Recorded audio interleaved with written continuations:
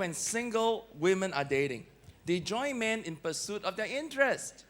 They go hiking, they play sports, watch movies together. But after marriage, they somehow lose interest. So they encourage their husbands, why don't you go and join your friends? Do it without me. Now, in a survey of 40,000 married couples, husband rank spending time with their wife, recreational companionship, as the second greatest need right after sexual fulfillment. Now, man needs recreation to keep their lives going. They work hard all day. Every week, they look forward for a few hours of enjoyment they can schedule for themselves. And by nature, men enjoy activities that are more physical, with risk, with adventure. Men usually don't mind being sweaty, being dirty, having body odor, but most women find that very unpleasant, very inconvenient. You know, I don't like the odor, I don't like the sweat. It's tasteless. They prefer to go for dinners and long walks and romantic movies and cultural events and shopping. Now, let's go back to this picture again, right?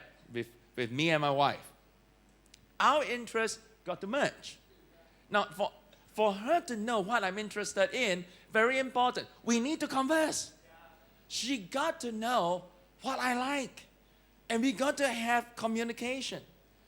Now, so after we got married, son and I, we took up tennis together, you know. And every week, 3 times a week, we have a coach. And we'll go to the club and we begin to play our tennis. But son is not very good at racket games.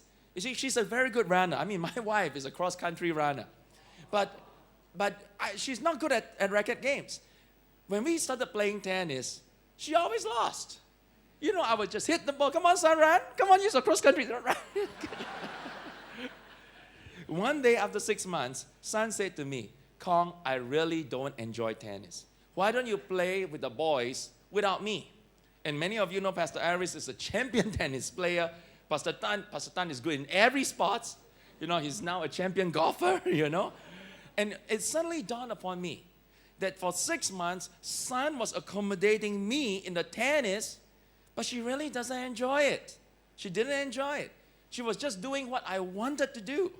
And she did the right thing.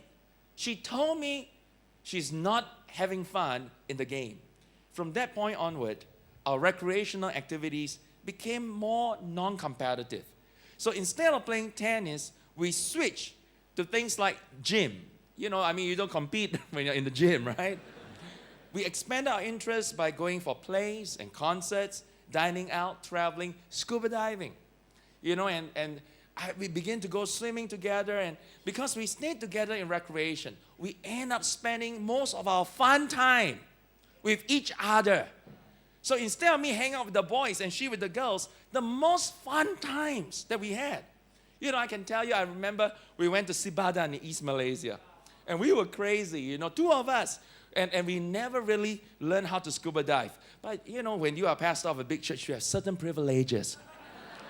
We went over there, the master scuba diver that devised the whole Sibadan thing came and gave us a short course.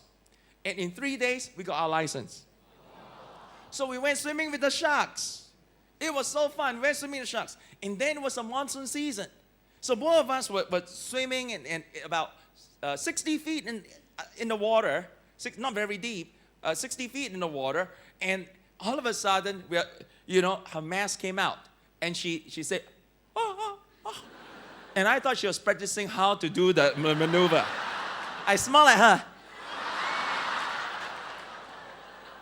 The master diver came and pushed the apparatus in her mouth, and she breathed. We went up. She walloped me, you know. She drank so much water, she started to have tummy ache. And then we got to stop by an island. So they stopped us in the island, left 2 of us because she was vomiting and all that. And my master scuba diving coach says, I'm going to come back and pick you. So both of us were there.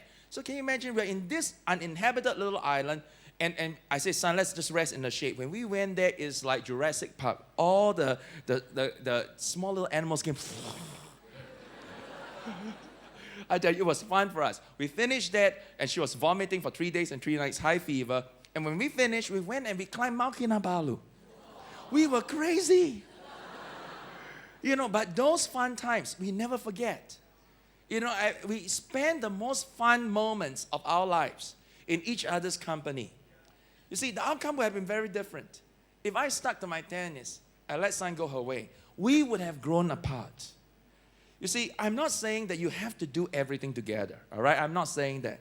But we shouldn't spend the most enjoyable moments of our lives in the company of somebody else, especially when there's a strong possibility that somehow you may fall in love. There's a strong possibility your love bank account for that person may go up.